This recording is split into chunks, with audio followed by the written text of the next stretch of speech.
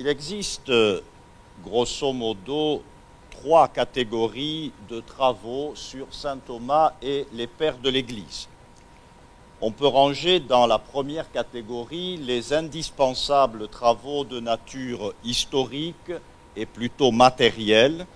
Ils repèrent les références aux auteurs patristiques dans le corpus thomasien, ils dressent l'inventaire des citations, ils identifient les médiations concrètes, transmission des textes, traduction, par lesquelles tel ou tel élément de la littérature patristique est parvenu jusqu'à saint Thomas. Les travaux de Morard et Conticello s'inscrivent parfaitement dans cette perspective. Les travaux de la deuxième catégorie portent sur la méthode théologique de saint Thomas. À partir aussi bien de son enseignement explicite que de l'usage qu'il fait des autorités patristiques, ces travaux définissent le statut épistémologique que saint Thomas reconnaît aux pères en théologie. Enfin, une troisième catégorie s'intéresse à l'influence doctrinale concrète que tel ou tel thème patristique a pu exercer sur l'enseignement de saint Thomas, sur son éventuelle évolution. Par exemple, comment la découverte à travers les pères grecs du thème de l'humanité du Christ comme organon de la divinité a conduit saint Thomas à modifier son explication théologique de la causalité du Christ dans l'ordre de la grâce. Ma contribution se situe à l'intersection entre ces deux dernières catégories.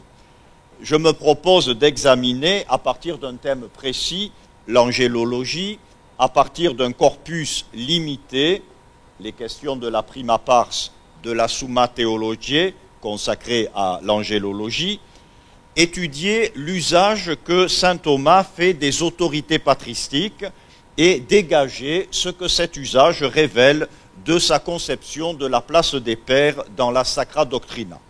Je procéderai en 4 temps. Après quelques observations générales sur la présence des différents corpus patristiques dans les questions angélologiques de la prima pars, sur la manière dont saint Thomas traite les autorités patristiques, ce sera le premier point. Je m'arrêterai à la façon dont saint Thomas envisage l'articulation entre les écrits des pères et l'écriture sainte dans la Sacra Doctrina. Ce sera le deuxième point. Ce qui m'amènera à étudier ces réflexions sur le pluralisme patristique et sur la manière dont saint Thomas gère les différences entre les pères, le fameux diversi set non adversi. Ce sera mon troisième point. Et enfin, je conclurai sur la relation entre les pères et la philosophie selon saint Thomas d'Aquin. Donc, premier point, observation générale sur la présence et le traitement des autorités patristiques. Commençons par une brève typologie de l'usage des autorités patristiques.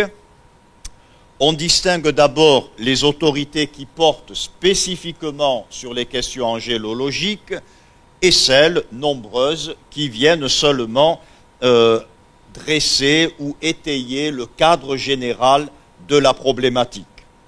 De même, parmi les autorités spécifiquement angélologiques, on distingue celles qui n'ont qu'un rapport lointain avec la thèse examinée dans l'article et celles qui sont directement, de façon prochaine, liées à la problématique de l'article. La densité des références patristiques varie selon les questions. Pour prendre 2 exemples extrêmes, la question 108, article 5, dresse un tableau des hiérarchies angéliques. Cet article se présente comme un exercice d'harmonisation entre la classification de Denis et la classification de Grégoire le Grand. Ces 2 auteurs sont abondamment cités, aussi bien dans le corpus que dans les réponses. Denis apparaît 12 fois dans ce seul article. En revanche, la question 53 sur le déplacement des anges une question un peu exotique, se réfère à la physique d'Aristote, mais ne comporte aucune référence patristique. Donc, assez clairement, les pairs sont davantage utilisés pour les questions strictement théologiques, mais ça ne veut pas dire qu'ils sont absents dans les questions théologiques qui intègrent une forte dose de philosophie, comme par exemple les questions sur la connaissance angélique, où Denis et saint Augustin sont extrêmement présents. En effet, quand on regarde les autorités patristiques utilisées, deux docteurs se taillent la part du lion, Denis et Augustin. Dans le De Substantiis Separatis, au moment où il commence l'exposé sur l'angélologie spécifiquement chrétienne, saint Thomas déclare « Il nous reste à montrer ce que la religion chrétienne affirme sur chacun de ces points.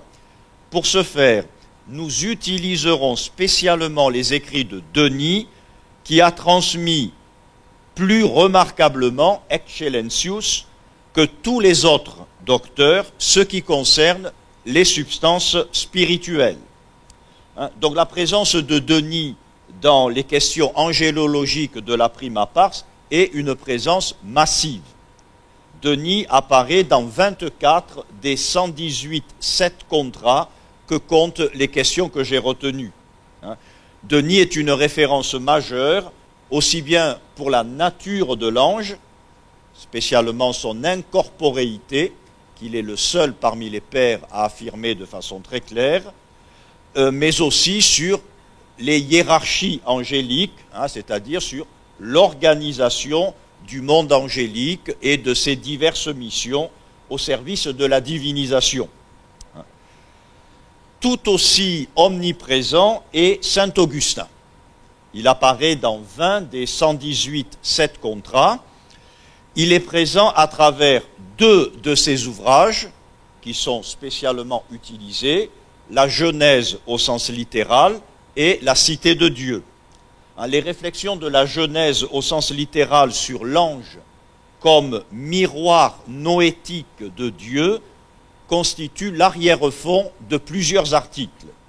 Mais saint Augustin est aussi une référence pour d'autres sujets, l'unicité de la communauté formée par les anges et les hommes, une seule église des anges et des hommes, le motif du péché de l'ange, l'orgueil, les pouvoirs réels des démons, etc.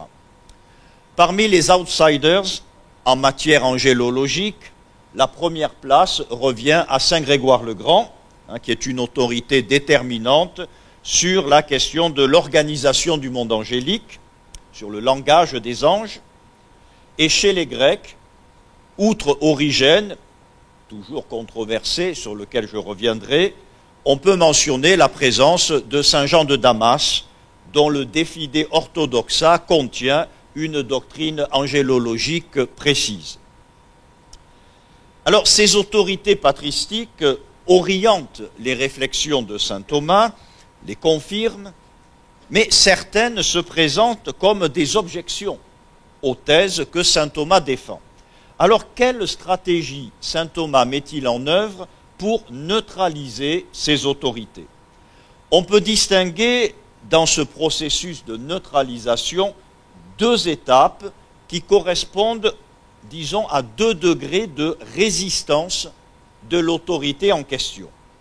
Parfois, il suffit de déterminer le sens authentique du texte pour que la difficulté disparaisse. Mais lorsque le texte résiste à cette première opération, il faut l'interpréter. Pour déterminer le sens authentique d'un texte, saint Thomas recourt parfois à la critique textuelle. Par exemple, il y a un texte assez gênant de Denis, selon lequel les anges ne connaîtraient pas leur vertu, c'est-à-dire leur capacité d'action. Saint Thomas fait observer que c'est une traduction ancienne et inexacte et que la traduction nouvelle prend le contre-pied de cette thèse. Plusieurs fois, saint Thomas note que l'auteur ne fait que rapporter une opinion sans la prendre à son compte. Ainsi, lorsque saint Augustin parle d'une certaine corporéité des anges, il parle non asserendo, mais en se servant de l'opinion des platoniciens. Non en affirmant, mais en rapportant l'opinion des platoniciens. Et enfin, lorsque l'autorité résiste à ces stratégies, eh bien, il faut l'interpréter au moyen de la distinction. On montre que elle n'est vraie, car elle est vraie, une autorité est toujours vraie, elle est vraie dans un secteur limité, disons d'un point de vue limité. Elle n'a pas valeur universelle. Bon, on pourrait donner des exemples. Mais j'en viens à mon deuxième point, la norme scripturaire. Dans la question 108, article 5, saint Thomas réfléchit sur la convenance des noms donnés aux 9 ordres angéliques. Et il présente les différentes interprétations des pères. Cependant, saint Thomas commence par affirmer, dans le 7 contra, en sens contraire, il y a l'auctoritas scripturae sacrae qui leur donne ces noms. Donc les 9 noms des chœurs angéliques viennent de l'écriture et saint Thomas présente, avec un sens exégétique peut-être discutable, plusieurs versets bibliques qui fondent ces 9 ordres angéliques.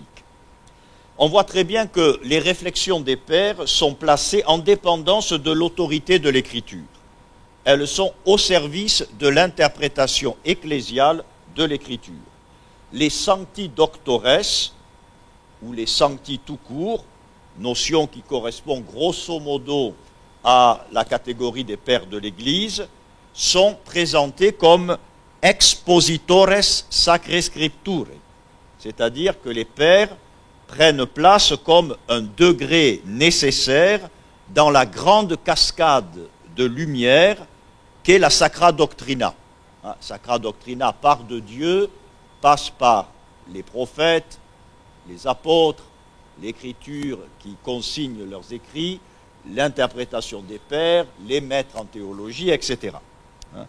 Donc, les pères sont des médiateurs d'une parole qui vient de Dieu et qui s'adresse à la foi des croyants. Et comme tels, les pères jouissent d'une certaine assistance de l'Esprit Saint, comme saint Thomas l'explique par exemple dans le Colibé 12. En effet, la finalité salvifique de l'écriture exige que ces instruments, les instruments de sa transmission, à savoir les expositores, soient proportionnés à cette fin. C'est-à-dire, ils doivent jouir d'une assistance qui leur permet d'exposer correctement la parole de Dieu. Cela dit, l'exposition des pères ne jouit pas du même degré de certitude que l'écriture canonique, sinon pour autant que l'interprétation des pères est assumée par l'Église qui reconnaît dans l'enseignement d'un père sa propre compréhension de l'écriture qui est normative pour la foi. Donc la doctrine des pères est normée par l'écriture. Par conséquent, un enseignement patristique qui ne serait pas en cohérence avec l'écriture doit être écarté. Nous en avons un exemple à la question 64, article 2, à propos de la durée des peines des démons. Saint Thomas repousse la doctrine de l'apocatastase attribuée à Origène. Je cite, « Elle contredit l'autorité de l'écriture, qui affirme en Matthieu 25 que les démons et les hommes méchants iront au supplice éternel, tandis que les bons seront conduits à la vie éternelle. La position d'Origène doit donc être tenue pour erronée, et il faut tenir fermement, selon la foi catholique, que la volonté des bons anges est confirmée dans le bien et la volonté des démons obstinée dans le mal. » Selon une sorte de redoublement de la même logique de la continuité, les thèses des docteurs scolastiques doivent à leur tour, dit saint Thomas, être en harmonie avec l'opinion concordante des pères. Je cite, pour autant que l'opinion concordante des pairs constitue un critère de cohérence avec l'Écriture. Ainsi, à propos du moment de l'élévation de l'ange à la vie surnaturelle, l'Akinate affirme que la thèse de la création des anges en grâce doit être préférée à la thèse de certains maîtres en théologie qui introduisent un intervalle temporel entre la création de l'ange et son appel à la vie surnaturelle. Elle doit être préférée pour la double raison, je cite, elle est probabilior, très difficile à traduire, probabilis. Ce n'est pas simplement la probabilité mathématique, c'est une probabilité rationnelle. Donc, elle est plus probable et surtout, elle est davantage en harmonie avec ce qu'ont dit les saints pères. Donc, l'harmonie avec les pères est un argument théologique que fait jouer saint Thomas. Donc, dans la Sacra Doctrina, entre chacun des degrés successifs par lesquels se fait la communication de la vérité salvifique, il y a une continuité, mais une continuité souple. Plus on s'éloigne de Dieu, plus s'introduit une certaine contingence et donc une certaine incertitude objective. Et c'est cet élément de relativité qui justifie le pluralisme dans l'interprétation de l'Écriture. Saint Thomas, non pas dans la question des anges, mais dans la question de l'hexaéméron, l'interprétation de la Genèse, explique que dans les commentaires des pères, il faut distinguer ce qui concerne la substance de la foi et ceux qui ne se rattachent à la foi que per accidens, indirectement. Dans le premier cas, il n'y a pas de pluralisme. Dans le second cas, le pluralisme est possible. Je cite. Dans les choses qui relèvent de la foi, il faut distinguer. Certaines sont en effet la substance même de la foi, comme que Dieu soit trine et un, et les choses de ce genre. Dans ce domaine, il n'est pas permis d'avoir une opinion différente. D'autres choses n'appartiennent à la foi que par accident, à savoir en tant qu'elles sont transmises dans l'Écriture, dont la foi suppose qu'elle a été transmise sous la dictée de l'Esprit Saint. Sur ces choses, les saints pères ont eu des idées différentes, expliquant diversement l'Écriture. Par exemple, toujours saint Thomas qui parle, à propos du commencement du monde, il y a quelque chose qui appartient à la substance de la foi, à savoir que le monde a été créé, ce que tous les saints pères affirment de concert. Mais la manière dont cela s'est fait, cela n'appartient à la foi que par accident, pour autant que cela se trouve dans l'Écriture. Les pères ont donc proposé des interprétations différentes du livre de la Genèse. Donc, la substance de la foi, pas de pluralisme. Par contre, l'interprétation de ce qui est accidentel ouvre l'espace du pluralisme. J'en viens à mon troisième point, pluralité et diversité. Donc, dans les thèmes qui n'engagent pas la substance de la foi, la diversité des opinions, c'est-à-dire un certain pluralisme, est légitime, voire nécessaire. Bien sûr, l'attitude de saint Thomas est plus portée à chercher l'unité que l'opposition. Et il va plutôt chercher à minimiser les différences entre les pères plutôt que de les exacerber. Saint Thomas n'est pas très sensible au charme de la diversité en tant que telle.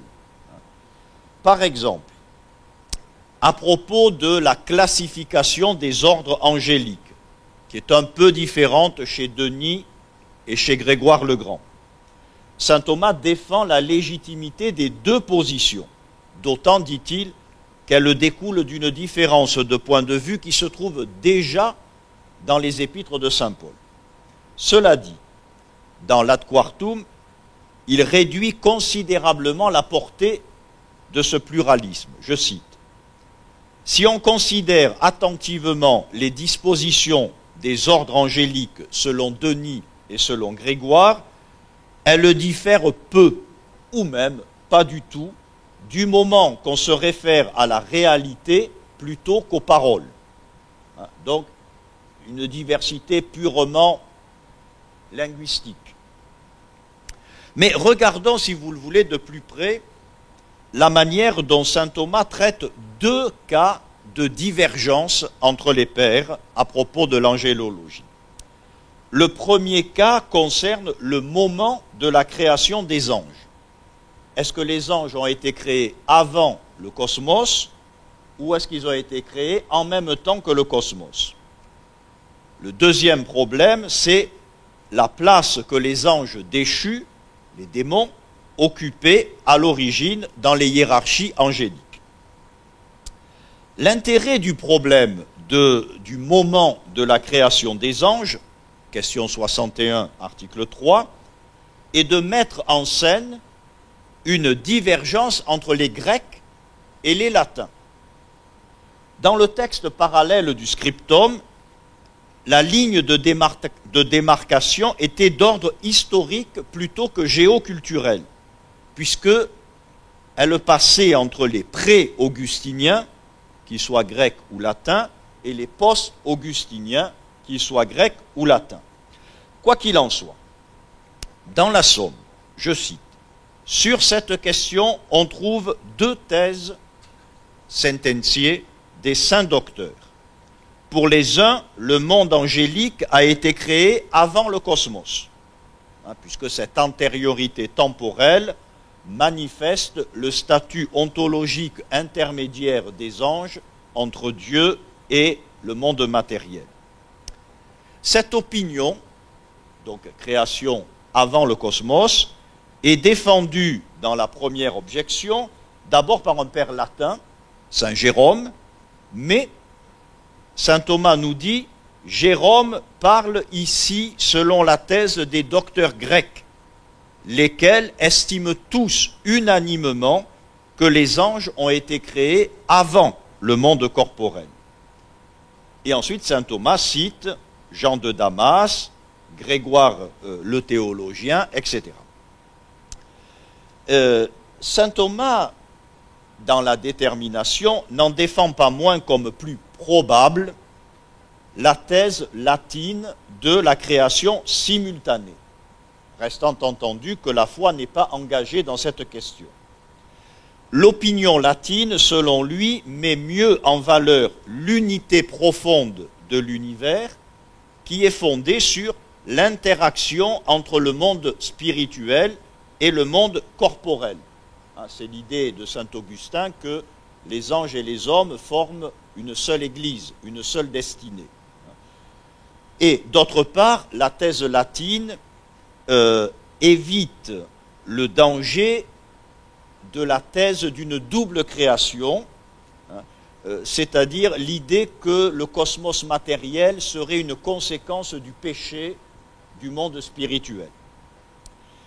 Cette préférence étant posée, saint Thomas poursuit, je cite, « La position contraire ne doit pas être tenue pour erronée, surtout à cause de Grégoire de Nazianze, dont l'autorité en doctrine chrétienne est si grande que personne n'a jamais osé critiquer ses dits, pas plus que les textes d'Athanase, comme le dit Jérôme. » Donc on voit ici que le pluralisme découle non seulement de la nature objective de la question, on ne peut pas trancher la question, mais le pluralisme découle d'une attitude épistémologique et morale qui fait qu'on doit tenir compte de l'autorité intrinsèque propre à certains pères de l'Église.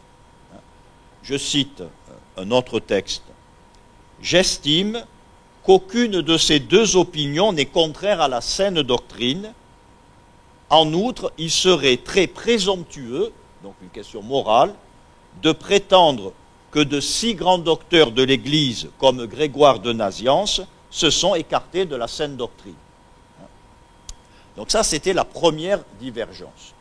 Une autre divergence d'opinion signalée par saint Thomas concerne une question un peu exotique, le rang qu'occupaient les anges déchus avant le péché.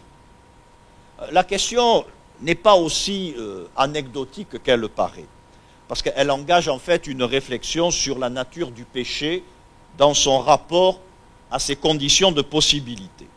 Donc, Grégoire le Grand soutenait que Lucifer, avant sa chute, était l'ange le plus élevé dans l'absolu dans la hiérarchie angélique.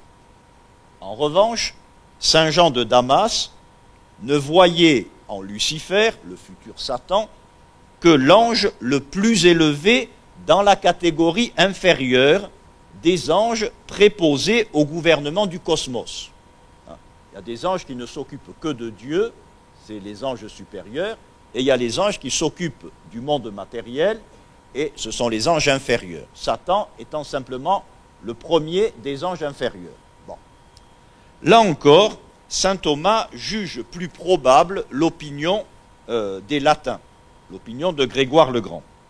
Mais il défend la possibilité des deux positions en distinguant deux aspects dans le péché. Dans le péché, il y a l'inclination au mal, pronitas ad malum, et le motif du péché. La tendance au mal, dit-il, était plus forte chez les anges inférieurs, pour la bonne raison que la tendance au bien chez l'ange est proportionnelle aux forces de la nature, et par conséquent, plus l'ange est élevé, plus il tend vers le bien. Et donc, moins il est élevé, plus il est enclin au mal. Bien. En revanche, le motif du péché, c'est-à-dire l'orgueil suppose chez l'orgueilleux quelques qualités. Il faut avoir les moyens d'être orgueilleux, de quelque manière. Donc, le motif du péché était plus fort chez les anges supérieurs, étant entendu que aucune des prédispositions au péché ne peut expliquer adéquatement l'acte du péché. Sinon, ça ne serait plus un acte libre. Enfin, quoi qu'il en soit, dans une question qui n'engage pas la foi, saint Thomas cherche la part de vérité de chacune des deux positions. Or, il est intéressant de noter dans ce contexte que, à propos de l'opinion des Grecs, de saint Jean de Damas, il la rapproche de l'opinion des platoniciens. Je cite. Cette opinion semble en harmonie avec la thèse des platoniciens que rapporte Augustin au livre 8 et 10 de la Cité de Dieu.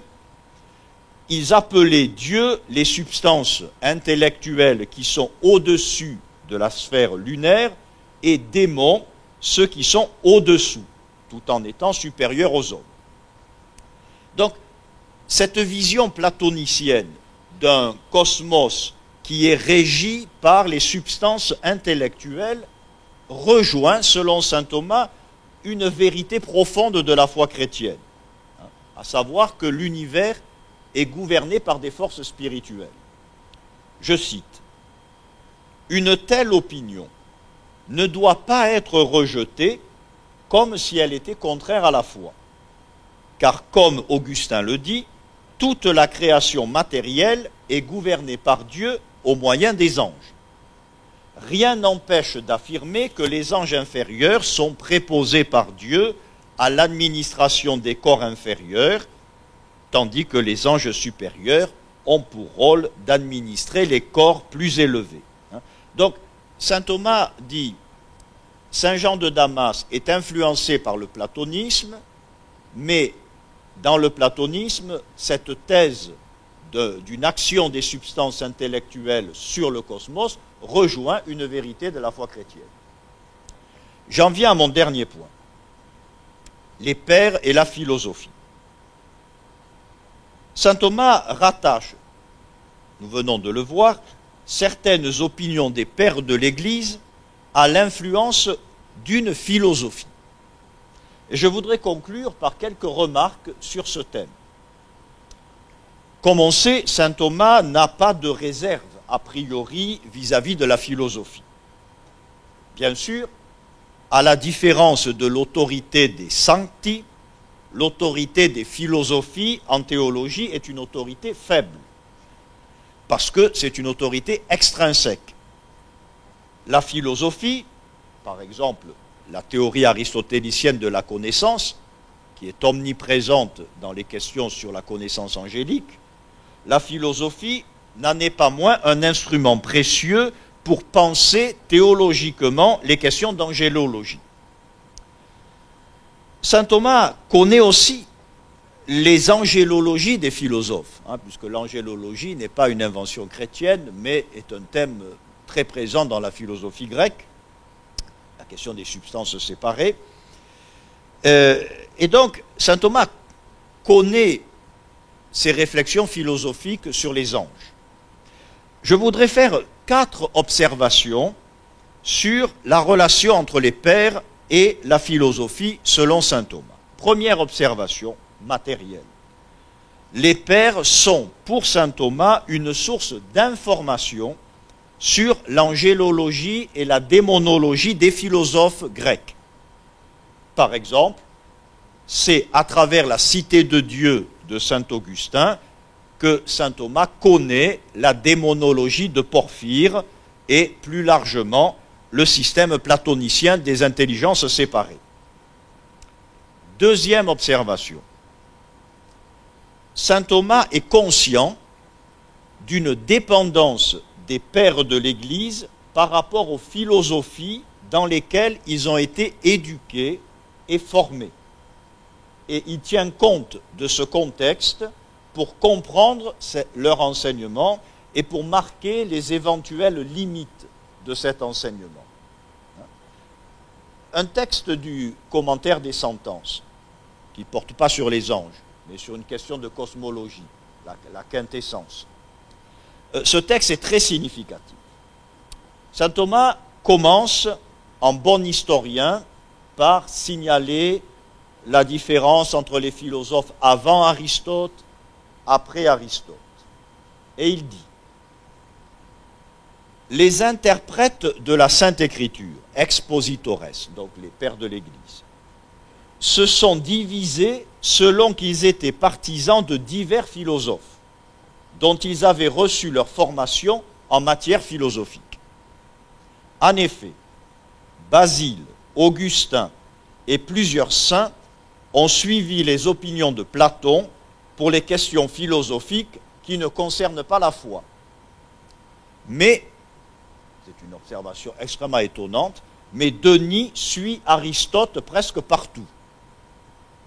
C'est curieux du point de vue historique.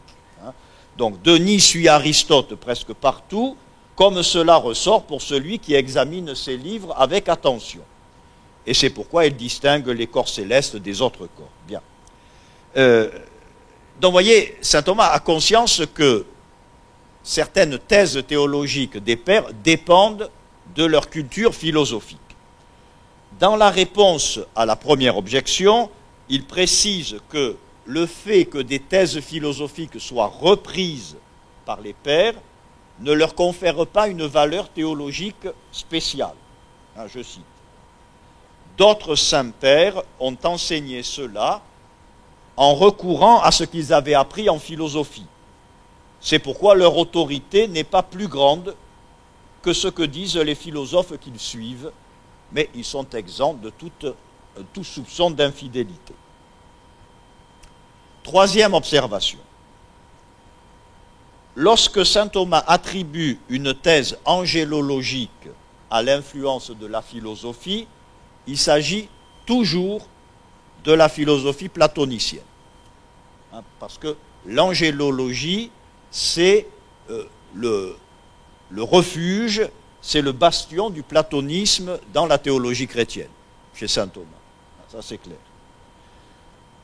Saint Thomas se réfère 4 fois à la philosophie dans les textes angélologiques. Question 51, article 1. Saint Thomas rapporte en faveur de la corporéité de l'ange un texte où saint Augustin décrit les démons comme dotés d'un corps aérien. dans sa réponse, saint Thomas explique que saint Augustin ne fait que présenter une opinion qui n'est pas la sienne. Bien. Article 7, question 63, le péché de l'ange, nous avons examiné ce texte. Question 110, article 1, toujours à propos de l'action des anges sur le cosmos, saint Thomas rédige dans la réponse à la troisième objection une de ces synthèses dont il a le secret. Dans un premier temps, il présente la position des philosophes, Platon, Aristote et la via media d'Avicenne, dit-il, le rapport entre les anges et le cosmos. Ensuite, il passe à la position des doctores sancti, Augustin, Jean de Damas, Origène. Et il rapproche la position des pères de la position de Platon, en disant que les pères n'ont pas suivi Aristote sur la question de l'action des substances séparées sur le monde, mais ont suivi Platon. Enfin, quatrième texte, question 112, article 4, saint Thomas explique que Grégoire le Grand, dans sa description du monde angélique, procède selon le raisonnement des platoniciens. Bon, je n'insiste pas. Quatrième observation sur le rapport entre les pères et la philosophie, c'est uniquement à propos d'Origène que saint Thomas signale l'influence négative de la philosophie sur la patristique. Je cite, j'explique. Le corporéisme des anciens philosophes, c'est-à-dire toute réalité est une réalité corporelle. Les anciens philosophes étaient incapables, nous dit-il, de penser une réalité purement spirituelle. Cette théorie est à l'origine d'une thèse hérétique, la thèse de Dieu comme âme du monde. Dieu est simplement l'âme du cosmos. Mais, nous dit-il, c'est aussi la cause de l'erreur d'Origène qui attribue un corps aux anges. Et saint Thomas, élargissant son propos, écrit « Sur beaucoup d'autres points, Origène s'est trompé parce qu'il suivait l'opinion des philosophes. » Donc, saint Thomas retrouve ici une thèse patristique selon laquelle les hérésies chrétiennes sont dues au mauvais usage de la philosophie, c'est-à-dire à l'usage d'une mauvaise philosophie. Je conclus. L'œuvre des pères est pour saint Thomas comme un miroir, un modèle de sa propre activité théologique. En effet, entre la théologie des pères et la théologie de saint Thomas, il n'existe pas de rupture épistémologique essentielle. Comme eux, saint Thomas se présente comme doctor catholicae fidei, docteur de la foi catholique. Et comme eux, il s'inscrit dans le vaste mouvement salvifique de la Sacra Doctrina, c'est-à-dire de la communication d'une vérité qui sauve. Comme eux, saint Thomas est engagé dans un travail ecclésial d'intelligence de la foi, où l'assistance de l'Esprit Saint, selon des modalités diverses, ne fait pas défaut. Ce travail, pour les pères comme pour saint Thomas, est d'abord un travail d'exposition de l'Écriture sainte. Et pour ce faire, les pères ont eu recours, avec plus ou moins de bonheur, à la philosophie, parce que c'est toute la sagesse humaine authentique qui a vocation à passer au Christ.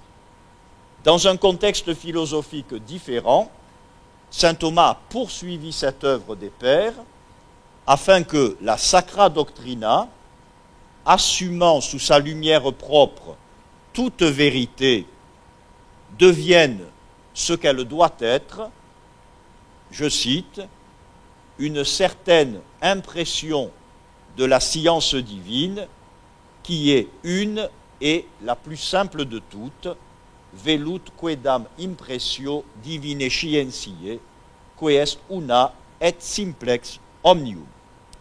Je vous remercie.